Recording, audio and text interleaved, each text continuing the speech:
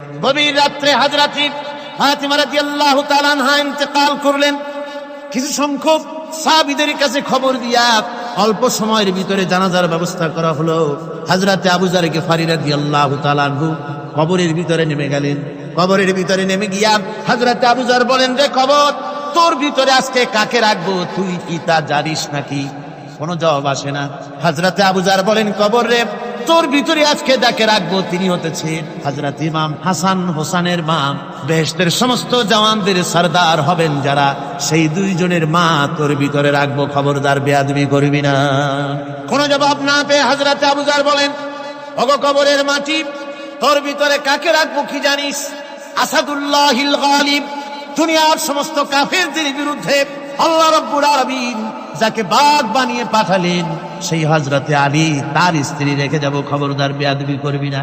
কোনো জবাব আসে না।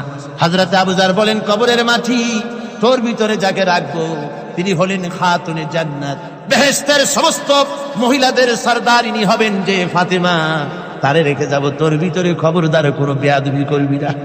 আবার হযরত আবু যর বলেন, কবরের মাটি, তোর ভিতরে কারে রাখবো কি জানিস? তোর ভিতরে আজকে যাকে রেখে যেতেছি তিনি হলেন আখেরি জামানার পয়গম্বর বিশ্বনবী জনাবে মুহাম্মদ রাসূলুল্লাহ সাল্লাল্লাহু আলাইহি ওয়াসাল্লামের কলিজার টুকরা মা ফাতেমাকে তোর ভিতরে রাখবো, খবরদার কবরের মাটি বেয়াদবি করবি না।